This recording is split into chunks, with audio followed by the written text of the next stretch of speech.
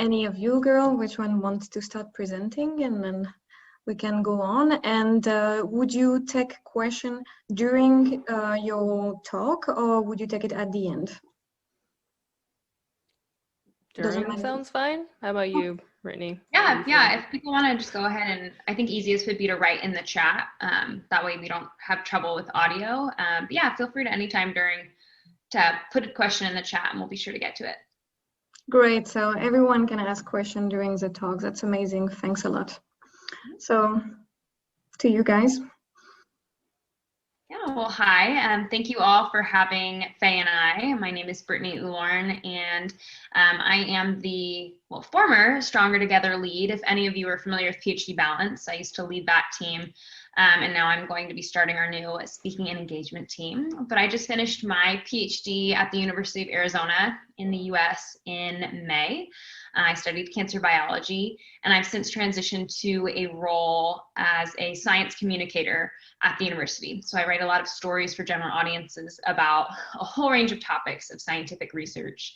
But aside from my science writing, I'm just very passionate about mental health and emotional and physical well-being. I really struggled with my mental health during graduate school, specifically about halfway through.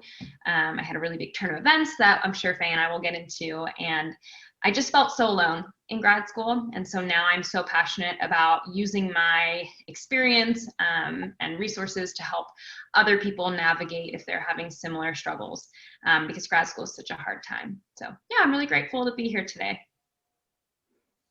Awesome. Hi, everyone. My name is Faye Lynn, and I'm currently a fifth-year PhD candidate in biochemistry at UCLA.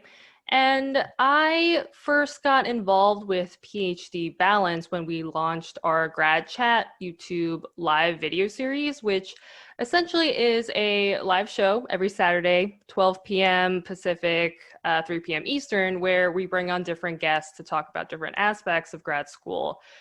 For example, it could be related to mental health, professional development, diversity, inclusion, etc. So here's a little plug. It's an awesome show. If you are interested in these wellness discussions, that has been my main project with PhD Balance, and you can check us out at our PhD Balance YouTube channel. But similar to Brittany, I am very evidently very passionate about mental health awareness. For my personal story, I think I've struggled a bit more with the depression side than the anxiety side, but still have plenty to talk about when it comes to depression and anxiety and mental health as a whole, and especially in the context of grad school and academia and the specific struggles or obstacles that come up in grad school when it comes to managing our mental health. So I'm really excited to be here. I think personally, I talk a lot about mental health on social media. You can find my handle in my name below. And if you are really enjoying the discussion that we have today, check out PhD Balance, check out some of the awesome resources that we have, because grad school is tough. And I'm really excited to talk more about how we can manage anxiety especially during these uncertain times. Thank you so much, both of you. So should we keep the same order? Do you want to start, Brittany, with your own view on the topic? Or Faye, do you want to start? I guess I was just thinking about, I feel like everyone has anxious moments at times. Everyone experiences some kind of anxiety. And for me, when I was younger, it's not that I had any clinically diagnosed anxiety, but I noticed that I was just always very nervous and unsure. And that had a lot to do with perfectionism. I always, felt the need to put up a wall and put up this show for other people to not let any cracks show through. And so that really translated then in grad school when during my comprehensive exam I passed, but it felt like a very, very poor performance. I could see the disappointment on my mentor's face, and just that he expected a lot more out of me, and I expected a lot more out of myself, being the perfectionist that I was. And so that was really the turning point for me, when those little bouts of anxiety growing up really turned into full-fledged anxiety and mental illness. So I think just a lot about grad school, whether it's the pressure of a comprehensive exam, papers, grants, research itself, classes, there's just so many factors that kind of really can come down on you and cause these feelings, whether it is clinically diagnosed or not, to come about. So I don't know, Faye, I know you talk about how you've had more experience with depression, but do you feel like you've always had some kind of anxious feeling? And has it been exacerbated by grad school?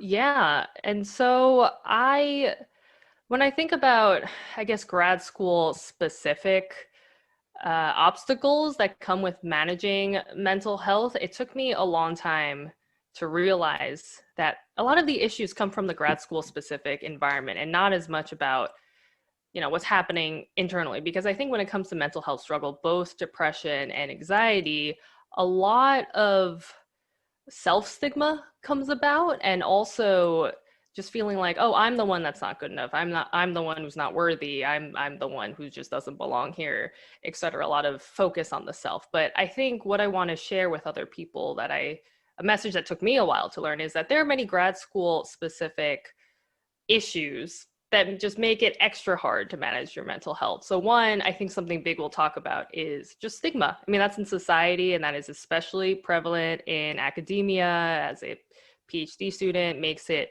hard to talk about things like depression and anxiety because you don't want to appear as if you're so-called weak or you are not cut out for this, etc. These sorts of stigmatizing remarks and stigmatizing attitudes are a big thing that are present in grad school. Other topics include just poor mentorship. So I am currently doing my PhD, and when you do a PhD, you join a lab and you're paired with a single advisor that you'll work for 5 or more so years of your PhD work. And the system of academia isn't really set up to train these mentors to be mentors. Oftentimes, the people you work for just don't have the skills to train people or treat them well or prioritize wellness. And there are also no consequences for poor behavior. So you have this system in which you go to grad school for training, but there are often times that the people training you just aren't good people who champion you or who really mentor you.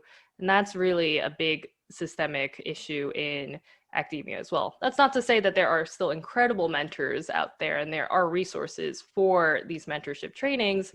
It's just that the culture does not really prioritize mentorship as much as it can. And then another thing about grad school is there's still rampant, discrimination based on identity. And as a woman of color in computational biology, there are times when I've been the only person at a workshop that looks like me, right? And that then feeds more into mental health struggle as far as maybe feelings of belonging, worthiness, etc.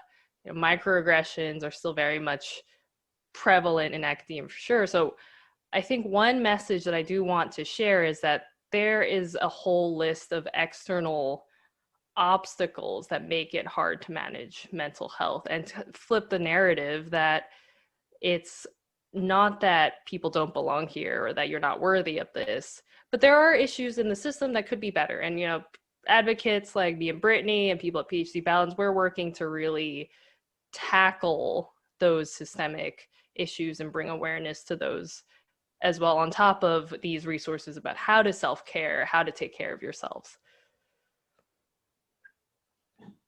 Definitely.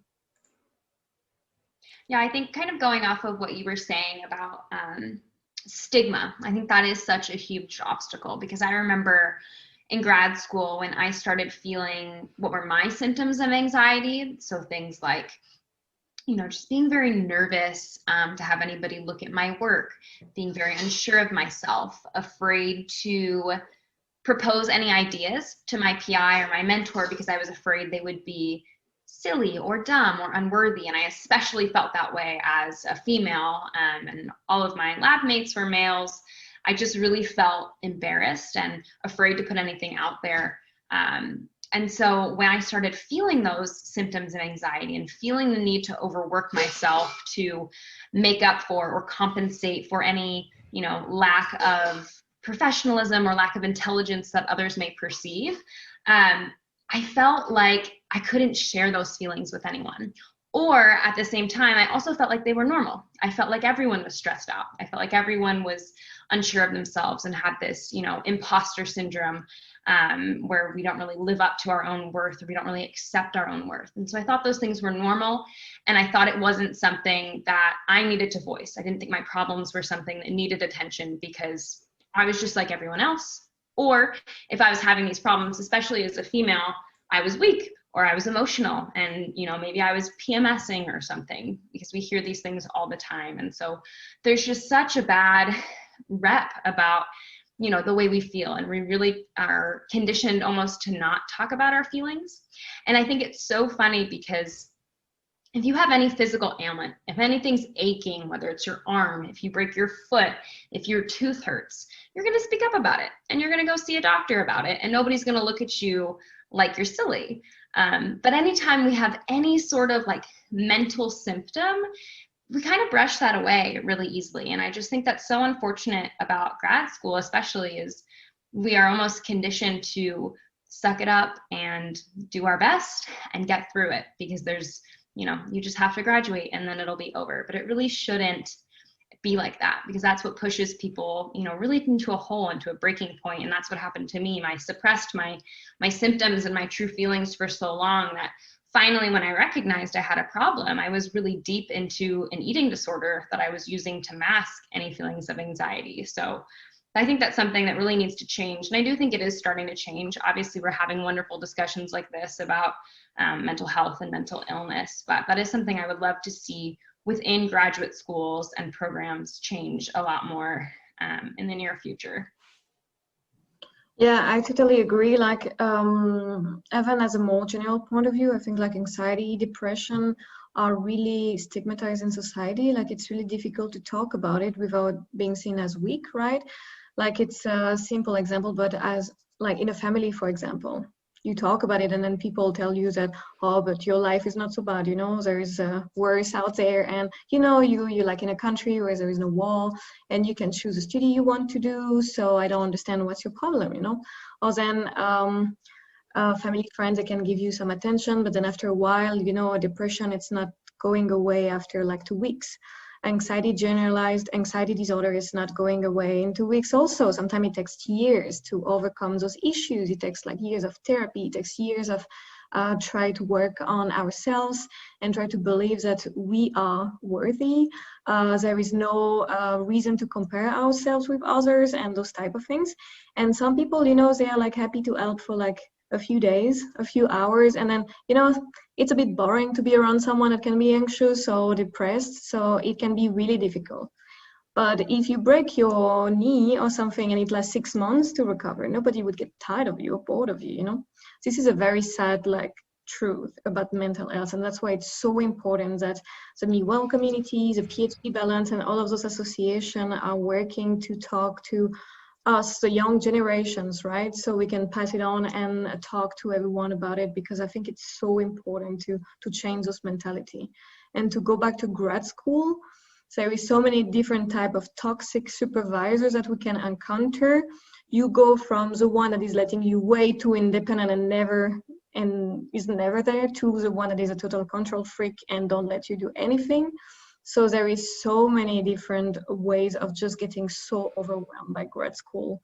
I personally also have issues during my PhD, and I feel like it's really not, university, sometimes they try to put some help, some resources, but that's also very difficult because everyone knows everyone in a university.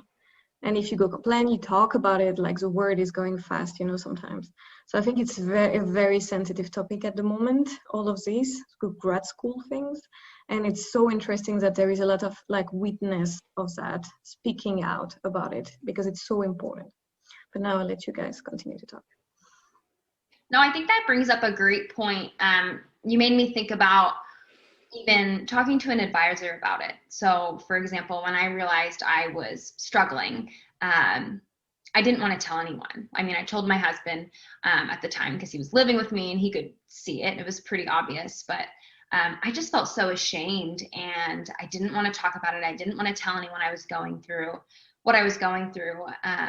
But I realized at a point that I needed modifications from my mentor. I needed things to change with the way I was working. And I felt like the only way that I could advocate for myself and get what I needed to help manage my anxiety was to be honest with my PI and have a discussion. And it was one of the hardest discussions that I've ever had, to say, this is what I'm going through.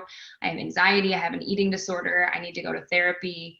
And I know that I'm supposed to be prioritizing grad school right now, but I need to put myself first and foremost. And that looks like cutting back hours in the lab, taking time out of the day to go to therapy. And I'm so grateful that my mentor was so understanding and that I felt comfortable enough to be able to go to him. But I just still remember feeling so much fear in telling him. And even thereafter, is he going to look at me differently? Is he going to see me as incapable, unstable? It's just really difficult to tell anyone what you're going through and to have any kind of discussion like this. So if you are struggling, anyone in the audience, if you're struggling with anything, and you feel alone and you feel like it's difficult to reach out to people, like, I definitely understand that, and I have been there, and I am feeling for you. Yeah, I think that's such an important topic. How to get help, maybe how to get the courage to share something that is really vulnerable.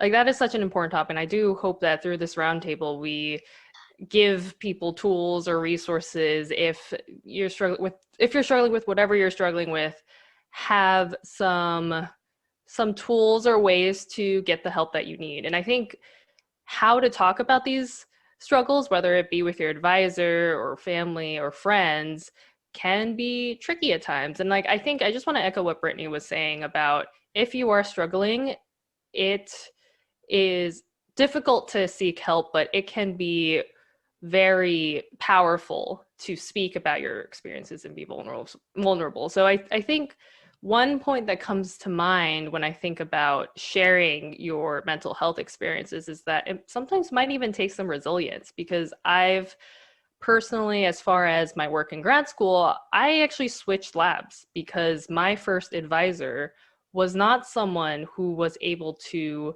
support my well-being as a scientist. And that was something that was very difficult to do, especially, logistically. You think about being delayed, you think about delayed in graduation, you think about, well, how will other labs view me if I'm someone who left a lab, etc. So that was definitely a tough experience to go through. And you compound mental health stigma on top of that, and you think, okay, am I going to be honest about what it was that wasn't working out in this particular lab? And I think it did take some resilience and I guess courage or whatever, kind of like fighting through some of these obstacles and time in order to get to a place where now I am in a fantastic lab that does prioritize wellness. There was definitely a period of transition where I was like, how do I talk to future supervisors about something that this is very important to me? And there was a period of talking to people who didn't get it, or talking to fellow grad students or potential advisors who didn't get it, and say, oh, well, maybe you're not a fit because of, if this is important to you, which is horrible. That is just stigma, and that's something that we're all fighting to change, and that's a problem. But I think in my mental health journey through grad school and seeing a lot of responses that maybe weren't as supportive, it did take a lot of resilience to kind of keep reaching out and to keep putting these conversations at the forefront, even if sometimes it meant facing stigma or backlash and having to navigate being strategic about it, to prioritize my own self-care, to find a place that would work for me. I think one message I want to give people is that keep fighting and keep being resilient. If there are people who respond negatively or with stigma, then I learned that these are people I don't want to surround myself with, and that there are fantastic people out there who are going to champion you, who are going to help you get the support that you need, and that meeting people who just aren't the right support is a normal thing, and to just keep fighting to find if it's a work environment, if it's a support network of friends, if it's whatever it is, there are people out there, and that don't be discouraged if you do come across the stigma that we're all trying to fight. Yeah, I think the point that Faye brings up is so important in grad school, but now having been graduated for a couple of months, I see it extend past grad school. So that resilience that Faye is talking about, that, you know, she and I have both built up about standing up for ourselves and advocating for what we need, that has just built for me. So the more and more that I'm able to talk about it and advocate for myself, the easier it becomes. And so when I was looking for my first job, it was so important to me to find a work environment and a boss who would get it and who would understand and who prioritized mental health. And if I needed to take a day or a week off, or I need to take the time out of the week to go to therapy, it would not be a problem whatsoever. And they would be grateful that I was taking the time to take care of myself. And so I'm just so grateful that I I made those hard decisions during grad school, and I had those difficult and so uncomfortable conversations then, because it's just only helped me have those conversations in the future. And grad school, you know, most of you, I'm sure you can see that there's an end on it. While you may not know your exact graduation date now, it is a couple years in the future, if not closer. But with a job, it's like, I don't know how long I'll be on this position. So I need to make sure that I find one that is really going to allow me to prioritize my mental health. And then that just helps reduce my anxiety, because I'm not always nervous about, oh, well, what are they going to think if I'm having a bad day? Or what are they going to think if I can't finish this assignment because I'm just getting too worked up? I don't have to worry about any of that, because I know I'm in a supportive environment. And if I ever felt threatened, or if I felt like my anxiety was really triggered by this position, like Faye had to do, I hope that I will have the courage and the resilience to be able to say, this job is no longer working for me. I need to find something else. Because at the end of the day, what I had to realize in grad school was like, I will always be, my mental health and my physical health and my emotional health will always come first, because I can't be the best grad student or the best wife or now the best worker that I can be if I'm not taking care of myself to the best of my ability first. This is so impressive, and I think we can all take example of on the bravery. I mean, it's very difficult to like move to another lab, to like go through this like walk of shame somehow, that we can feel like going to another lab and have to explain why. And I have other friends that had to do it. And I know how difficult it can be. And for this, I think it takes a lot of courage and just to go through all of it. Can we go in more detail in some like feelings that you have when you got anxious? Like the different feelings that you had, if it was like panic attack, if it was like sweating, if it was like having maybe something like in your throat, you know, like sometimes we have difficult to breathe, and how, not how, but more like what was the different strategies that you had to cope with those? Because sometimes it can feel very lonely when you have a panic attack and you're at home and you have all those thoughts that are so overwhelming, right? About like life and the uncertainty of life, because that's what is anxiety, is the uncertainty of life.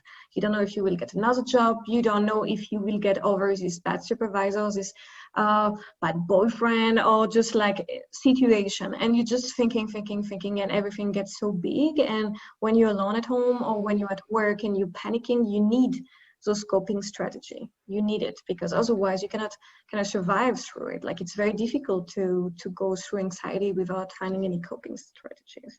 So can you tell us a bit about your personal experience, what you felt, and then how did you end up being able to cope with it in any situation, not just grad school, but like anxiety in general? Yeah, do you want to go first, Faye, or do you want me to go? Why don't you go first, Brittany? Okay. So for me, I'm a very like somatic feeling kind of person.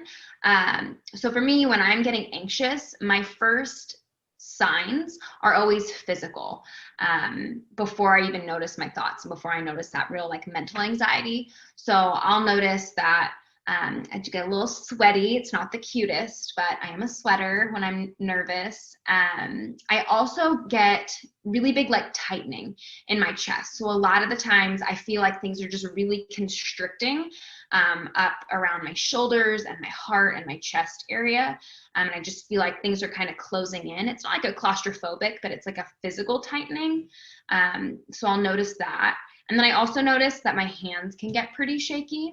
So when I start to notice those physical sensations, I've gotten really good at now realizing, okay, you notice these physical things, what is causing that? So then that's when I take a moment and I sit and I like to just close my eyes. And this is something that you can easily do anywhere, whether you're like on a commute, at the desk, wherever. I just think about, okay, I'm feeling this in my body. What is going on? And so that allows me to kind of tune in and say like, oh, well, these are the thoughts that I'm having. And, that could be nervous about an upcoming deadline or worried about like imposter syndrome or perfectionism or things like that. And so once I'm able to recognize the physical feelings, recognize the thoughts, then I'm able to shift to a place in my body that feels a lot more calm. And so for me, that's usually my legs. And so just shifting that attention from all the physical and mental anxiety that I'm feeling to somewhere that feels a lot more calm is just very grounding. And so that's always like the first step that I take when I'm trying to manage my anxiety in the minute, because I find that when I can physically like center myself and physically ground myself, then I'm better able to take a deep breath and ask myself, what is really going on? What do I need in this moment to get through it? And how can I move past it? Because I think in the past, something that I used to do, so I had some really unhelpful coping mechanisms, one of which I mentioned is an eating disorder. So just trying to numb my thoughts by controlling something else. But I think a lot when I was a kid is anytime I felt anxious, I just shove it away and bury it and be like, nope, ignore, not happening. And by never addressing that anxiety and by numbing it out with coping mechanisms that weren't ever allowing me to tackle what was happening, it just kind of built over the years. And that's really when it spiraled out of control under all that pressure in grad school. So yeah, I don't know if some of you may not be like good with physical sensations, but I'd suggest trying that. And another thing that really helps me in the moment to quell anxiety is, especially if I'm outside or even if you're just in the office or at home, is to just look around and like spot 3 things that are the color red. And so just being able to shift your focus for a moment and look at something in your surroundings that has nothing to do with your physical body or your brain, kind of just helps you space out for a moment, and then you can come back in with a clearer head. Because I think it's always important to go back when it feels safer and when it's maybe not so overwhelming to go back and address those feelings. But I always find for me in the moment, it's best to just diffuse, calm down, and then I can come back later and really get to the root of that anxiety. So that's how it goes for me usually. Yeah, I guess I'm reflecting on my own experiences, and something that sticks out for me on the anxiety side is just the difficulty concentrating or a lot of maybe racing thoughts. And it could be, I think the thoughts that come to mind are more self-stigma thoughts, being like, okay, I'm the one that's not doing good enough in grad school, or I'm not worthy of being here. And it's just trying to do work, sitting here, and then having racing thoughts going through your mind, being like, oh, well, you're tearing yourself down right now, essentially. And I also mentioned I would say struggle a bit, quite a bit with the depression side as well. And just to quickly talk about how tough it can be getting out of bed and just getting up in the morning, and realizing over time that wasn't, I think oftentimes when we see someone late to a morning meeting, or I don't know, people struggle with meetings or don't get up on time, I think for a while there was this message that this person's lazy, or that this person just is not responsible. But I do want to normalize that these physical symptoms, I mean, for me, I definitely have been late to my fair share of late meetings because I was struggling with my mental health, and kind of offer this perspective to be kind to everyone, because mental health struggle is very real. And sometimes getting out of bed is not an easy thing to do. And to normalize these things these physical things that we're talking about, whether it be like shaking or sweating or whatever it may be, I think it's really great to have an open discussion about how these things are normal. We should talk more about them, and that there's no shame, there's no guilt, or all of these feelings surrounding these physical manifestations of mental health struggle. And as far as like how to manage symptoms, I think this is also a great opportunity to talk about professional help and therapy, or maybe medication, and all of these other resources to try out, and also maybe some of the barriers that come to seeking professional help. So I think first, it's hard enough to get over the stigma, or I shouldn't say get over it, but at least to deal with the stigma, whether it be self-stigma, being that saying, oh, I don't deserve to be helped, that could be a barrier in preventing you from accessing professional help and taking that step, or stigma from other people suggesting them telling you that you're weak, or maybe it's fear of professional backlash, because there are still environments that are very much behind in the times and not opening up about mental health struggle and accepting mental health struggle as real. I think this first step is dealing with the stigma. And then once you pass the stigma, there's this whole potential bureaucracy, the whole long journey of maybe trying different therapists, and then also assessing your financial resources if it's something that you can afford.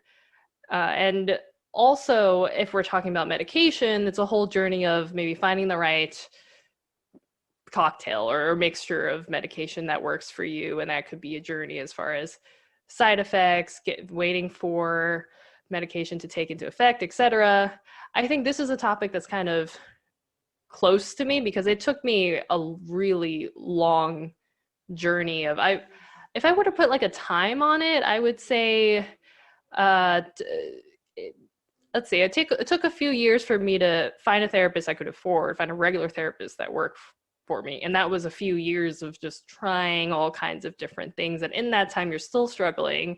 You're still dealing with these physical symptoms that we talked about. And this is another place for that theme of resilience to come in, where there may be all these obstacles, there may be people tearing you down, and then trying to get help, and it's still a long journey. And I think took me a while to realize that it's unfortunately can be very difficult to manage mental health, and sometimes you run into people who don't support you. But ultimately, if you keep up the resilience, there are also fantastic resources out there and fantastic people out there. And I just want to keep saying this theme of resilience, because it's something that it took me a long time to get to a place where I am managing mental health in a stable way that I am now. And I look back, and it really was this theme of resilience that got me to a good place that I am now.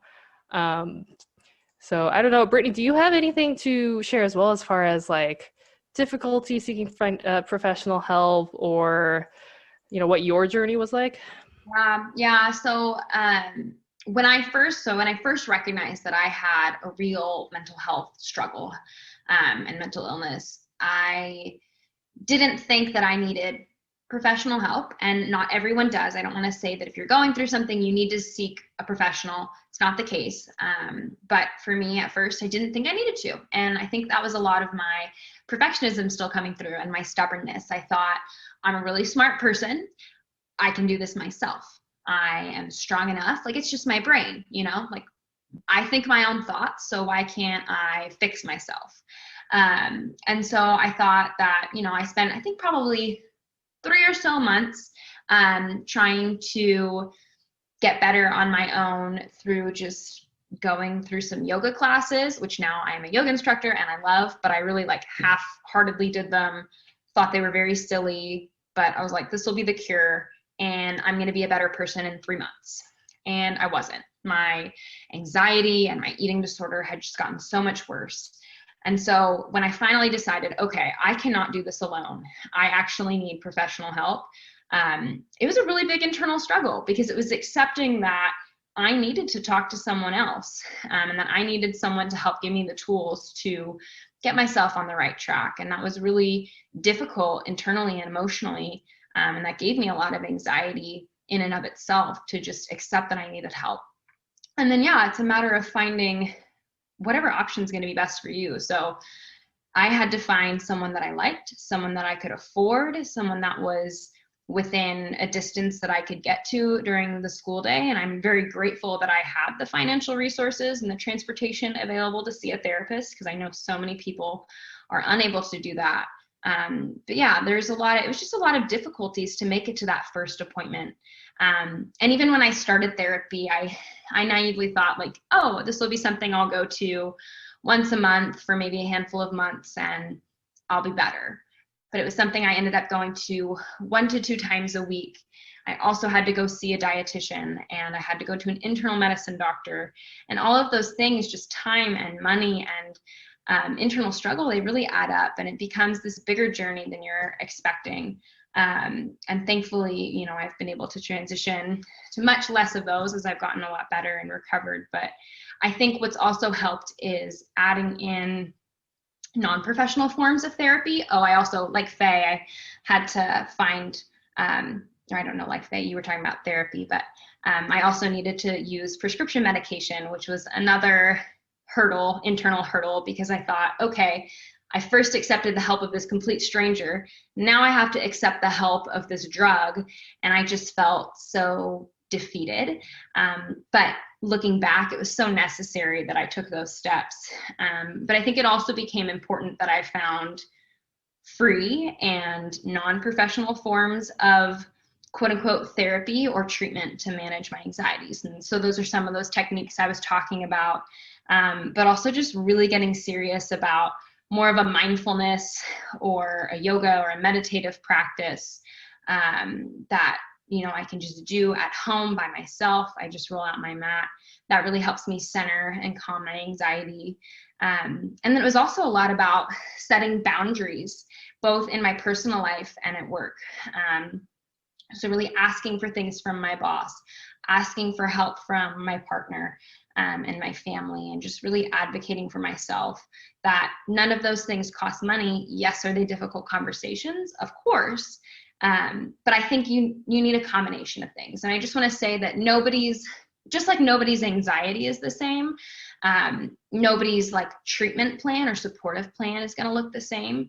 So while Faye and I needed therapy, some of you may not, and that is totally fine. But I think it's all about trying your options when available and affordable, and seeing what's going to be the best option for you and your case to really help support you. Because I think something that also really helped me is I was really upset about how expensive therapy was and how often I would need to go. But I realized how important it was to find the means to be able to support my mental health, because supporting myself now is going to set me up for a lifetime of much better mental health than I would have had if I hadn't invested in myself. So I just encourage you all to find some form of help, whatever that looks like, so that you support yourself today so you can support yourself for the future. That's really great that you point out that it's a process, like the process of accepting that we need help, and sometimes we cannot do it by ourselves. It's so important.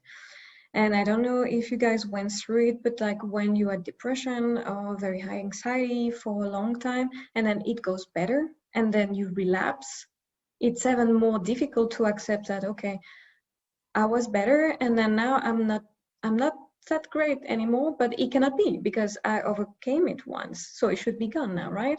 And sometimes it can be very difficult to just accept that, okay, it's not going to be happiness and joy all the time. Sometimes you will have phase where you will relapse a bit, and it's okay. There is no problem with that. Everyone has a different history, everyone goes through different things, and it's okay to have some moment where we need help again, and there is no shame in it.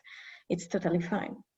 If I have to say, I did like I think 10 years of therapy until now, and I still have struggles. I'm way better on some stuff, but I had depression for a lot of years, and I had to go out of it, and then I started a PhD, which maybe was not the best for this, but it's another topic.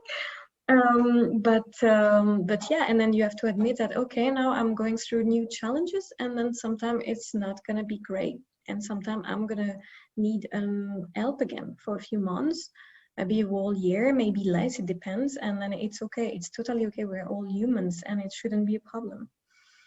Yeah. So yeah, it's a whole process, I think, and you summarized it like perfectly. And also for medication, I hear a lot of people thinking that when they take antidepressant or just like anxiety pills, they would get numb and have no emotions, would be lazy all day and sleepy, which is not the case. I'm personally working on depression and like some molecules and stuff, and I personally took some of those medication, and I can assure that it doesn't make me sleepy or lazy or completely numb and without any emotion or anything.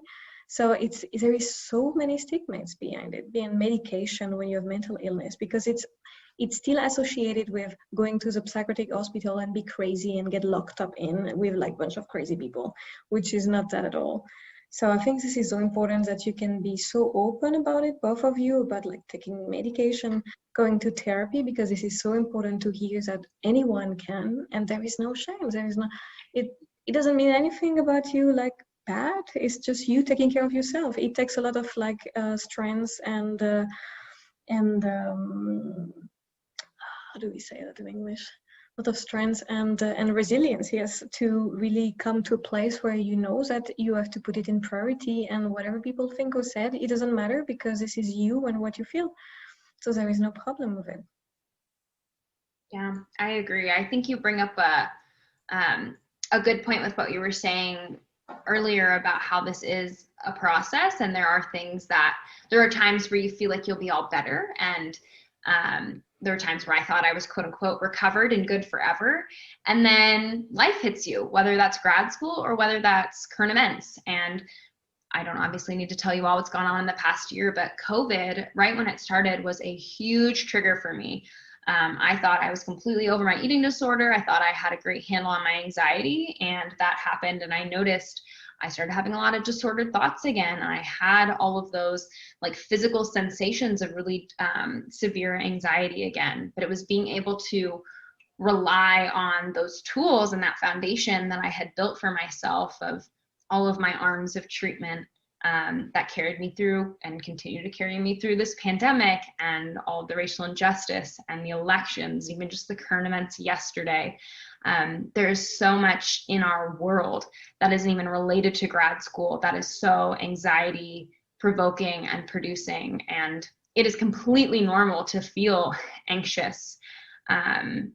There's nothing wrong with that, but it's so important to be able to recognize when you're having those feelings and to have those tools and that resilience that you can build upon to really support yourself in these tough times, because there will be times that you are feeling great and you are better, and there will be times that will knock you down again.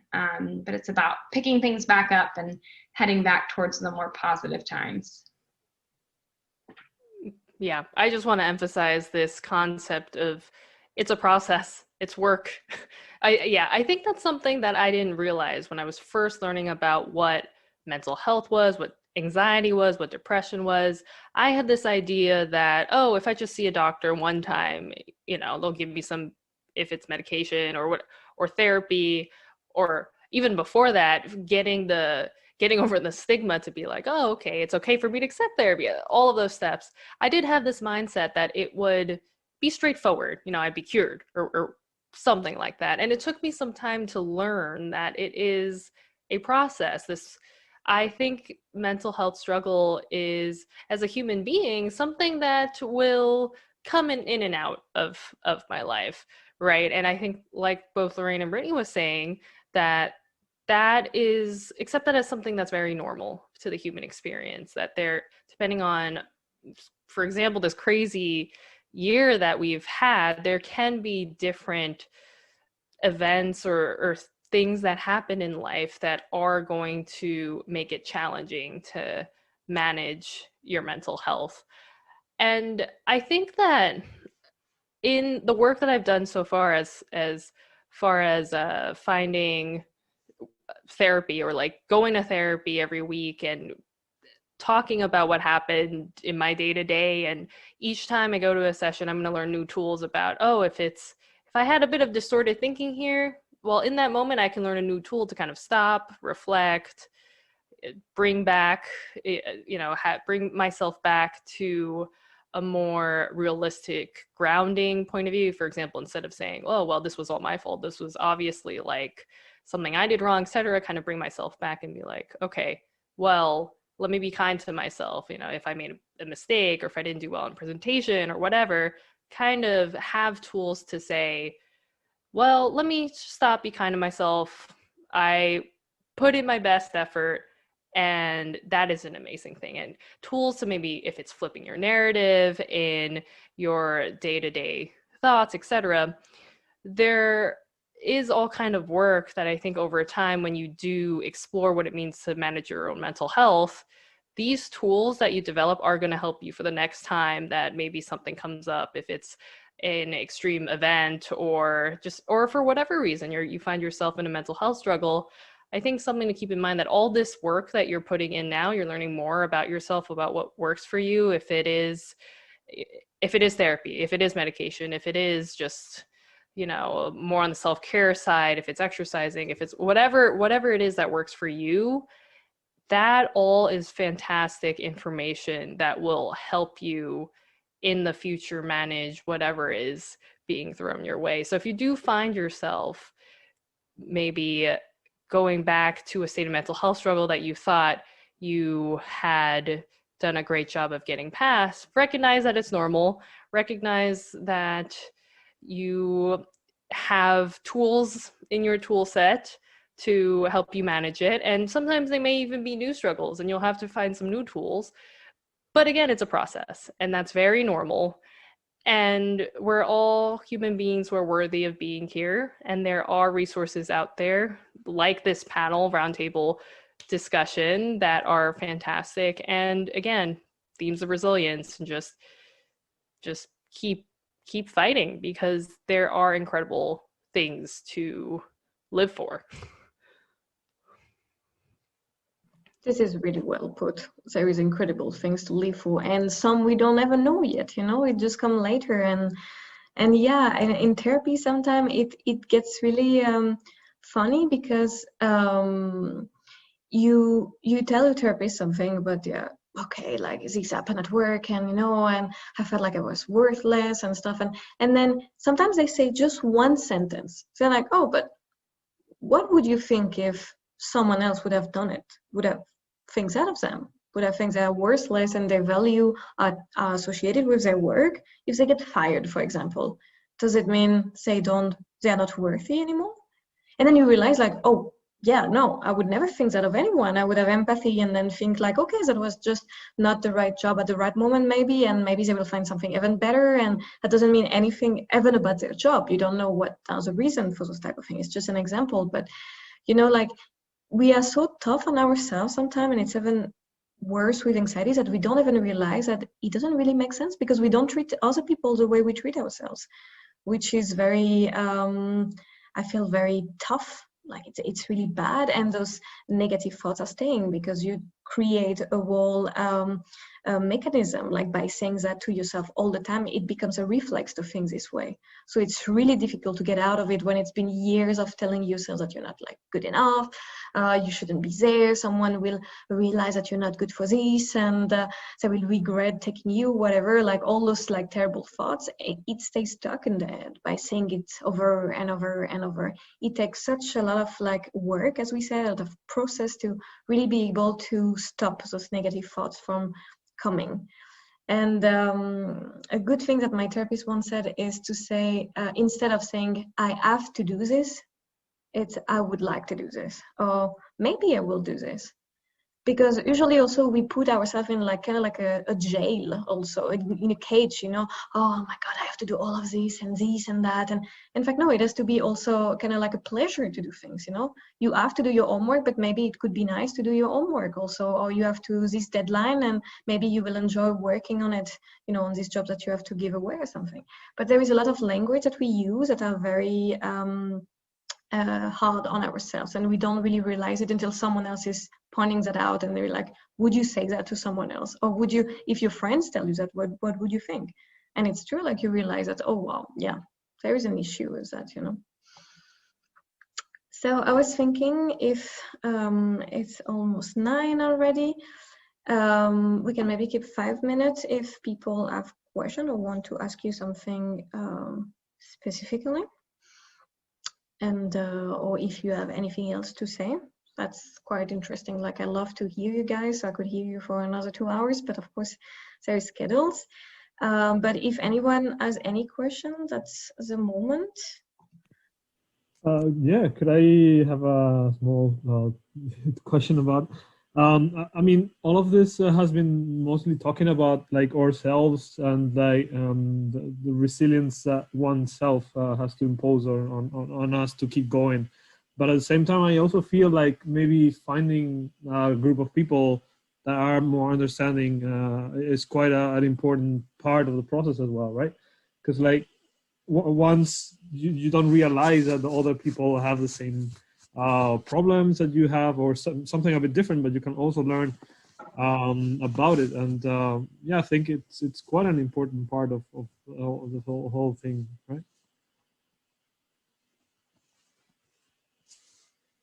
I don't know if any of you have experience about this as well. Oh no, I mean, I think all of us, Lorraine and Faye and I, do think community is so important, because yeah, like you can't do it alone, and you definitely need support. And so for me, it was finding this PhD Balance community of people that would be vulnerable and would be willing to share their stories and have these conversations, and who could be there for you and say, the feelings that you have are very real. And just to validate that and say, what you're going through, like, I hear you, I see you, and I bet that is so tough.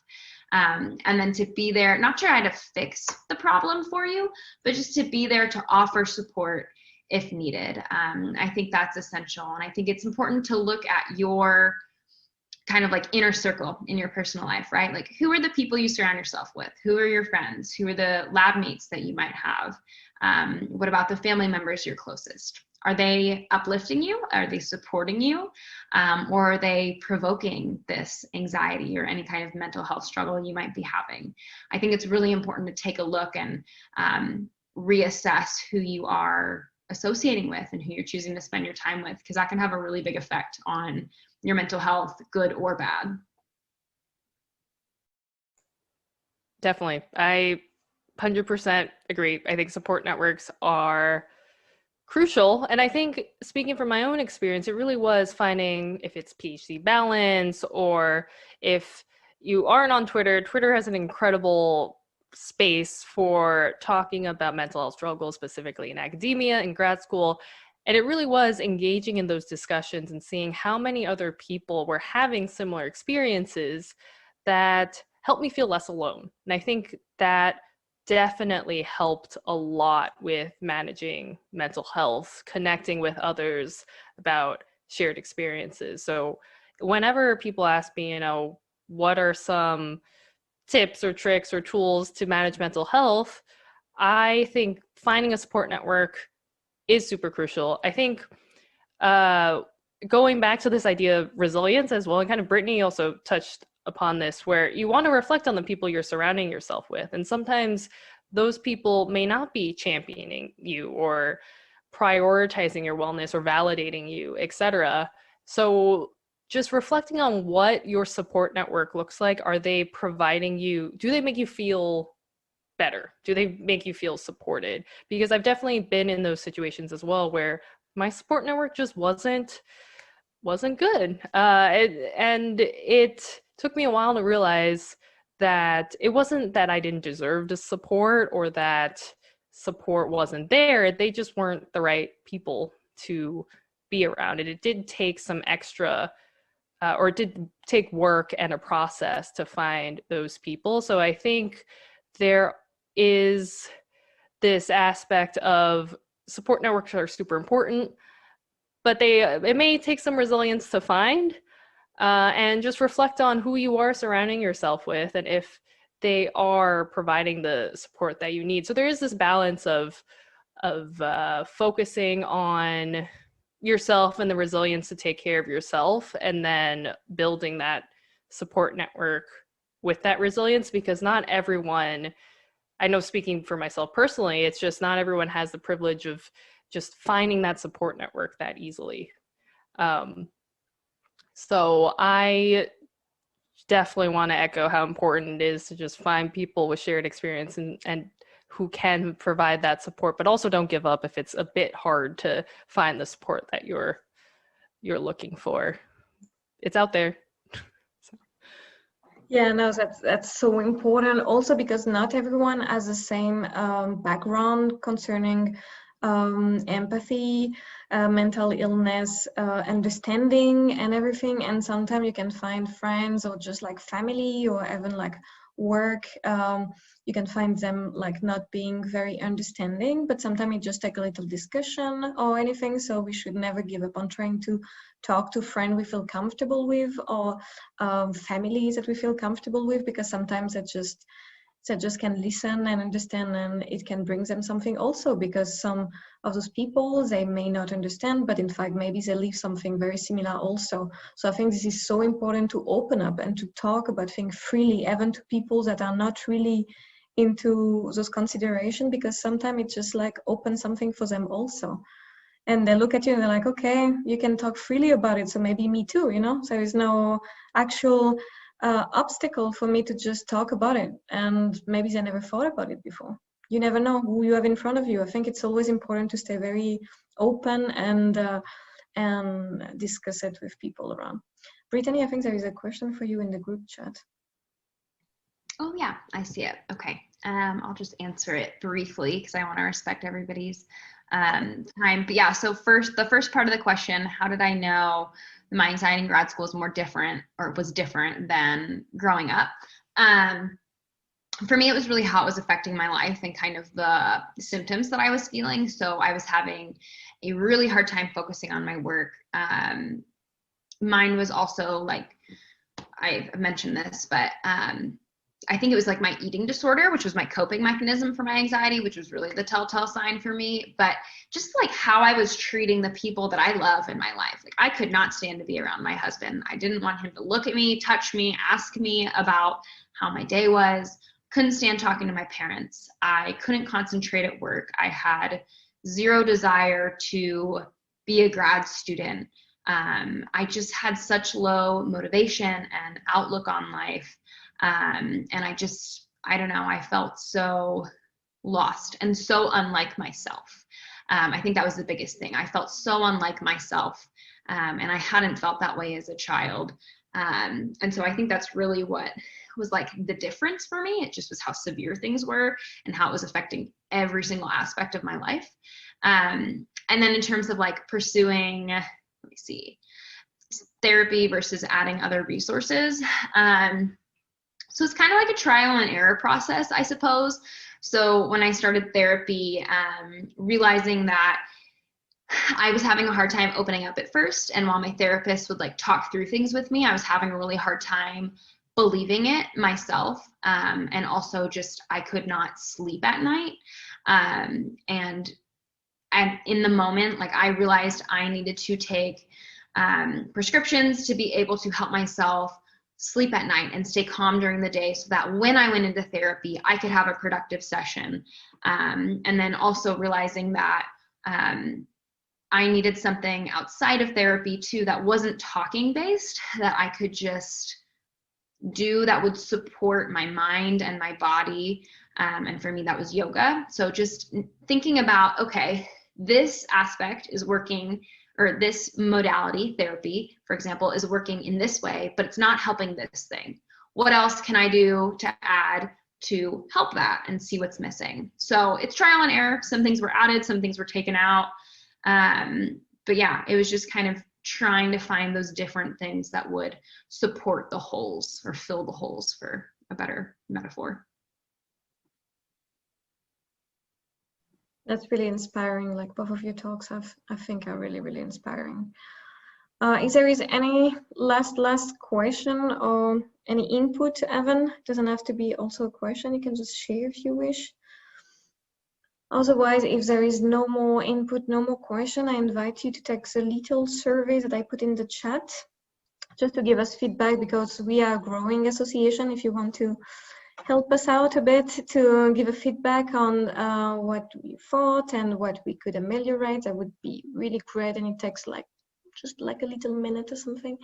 And also I would like to thank Brittany and Faye, because I think it's really great, and that's amazing how you can open up about those things. And we really need more people like you guys to be vulnerable and be able to just inspire others on how you handle things, and how now you go through all of that and you continue and you're living your life, you keep fighting, as Faye said. And I think it's beautiful, and it's very impressive also.